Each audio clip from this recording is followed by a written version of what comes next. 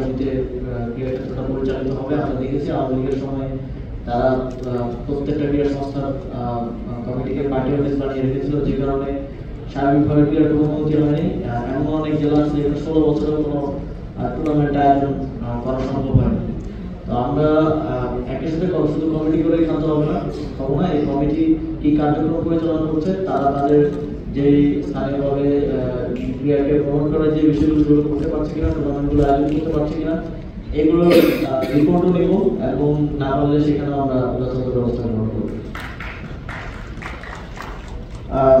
শিক্ষা প্রতিষ্ঠানগুলোর সামনে ফুটওভার ব্রিজের ব্যাপারে একটা কথা এসেছে। আমি জেলা পরিষদকে অনুরোধ করবো যে একটা অ্যাসেসমেন্ট করে কোথায় কোথায় ফুটওভার ব্রিজের প্রয়োজন মন্ত্রণালয়ের কথা আমরা দ্রুত এই বিষয়ে জরুরি ব্যবস্থা গ্রহণ করবো। আর হচ্ছে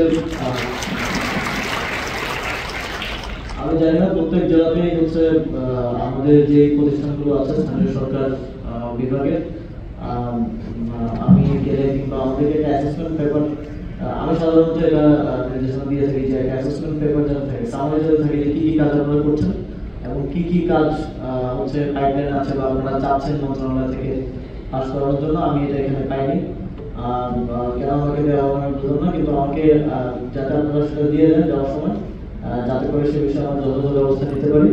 এবং এই ক্ষেত্রে স্থানীয় আপনারা যারা আছেন আমাদের কাছে আহ্বান থাকবে যে অবকাঠামোগত উন্নয়ন থেকে শুরু করে স্থানীয় সরকার উন্নয়ন সহকারী মন্ত্রণালয় এবং যুবক্রীড়া মন্ত্রণালয় থেকে আপনাদের কি কি চাওয়া পাওয়া আছে সেগুলো খুব স্পেসিফিকলি আমাদের যারা এখানে অফিসাররা আছেন, ডিবিএইচই এর কর্মকর্তারা আছেন, এলজিইডির কর্মকর্তারা আছেন, জেলা উন্নয়ন দপ্তর, জেলা ক্রীড়া অফিসার এবং জেলা পরিষদ, পৌরসভা, এই প্রতিষ্ঠানগুলোর মাধ্যমে আমাদেরকে সুস্পষ্টভাবে স্পেসিফিকভাবে আপনাদের চাওয়াগুলো সবসময় জানাবেন।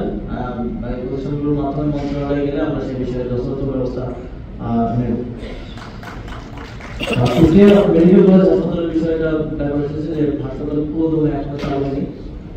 তো আমি স্বাস্থ্য মন্ত্রণালয়ের সাথে কথা বলবো যাতে করে কুষ্টিয়া মেডিকেল কলেজ হাসপাতাল পুরো দমে সক্রিয় করার জন্য যথাযথ ব্যবস্থা নেওয়া যায়।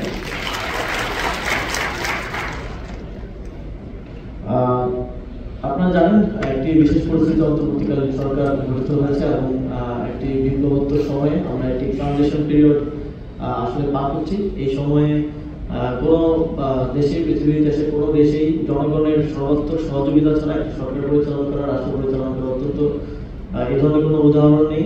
তবে বাংলাদেশের জনগণ 5 আগস্টের পর থেকে প্রত্যেকটি ষড়যন্ত্র রুখে দিতে সরকারকে সহযোগিতা করে আসছে।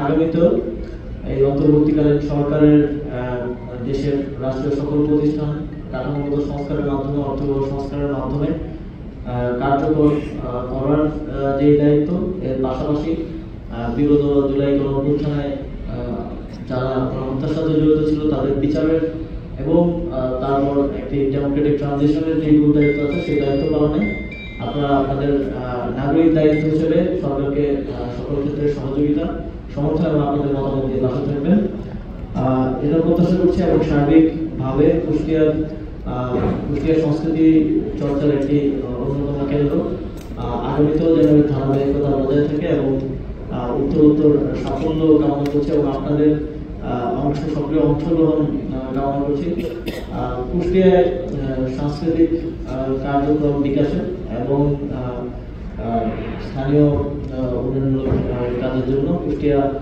জেলা পরিষদকে আমি স্থানীয় সরকার উন্নয়ন সমবায় মন্ত্রণালয়ের পক্ষ থেকে 3 কোটি টাকা বিশেষ বরাদ্দ ঘোষণা করছি। এটা কুষ্টিয়ার সাংস্কৃতিক কার্যক্রম বিকাশে এবং আরো জরুরি কোনো কাজ থাকলে সেটার জন্য ব্যয় করার জন্য জেলা পরিষদকে আহ্বান জানাবো। সর্বোপরি আপনারা এসেছেন, আপনাদেরকে অসংখ্য ধন্যবাদ। আপনারা আপনাদের কথাগুলো বলেছেন।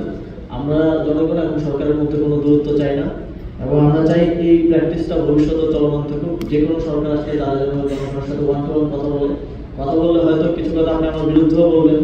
আমরা এমন একটি বাংলাদেশি চেয়েছি জুলাই গণঅভ্যুত্থানের পরে যেন সরকার সরাসরি জনগণের থেকে তার সমালোচনা কিংবা তার প্রশংসা উভয়ই শুনতে পারে।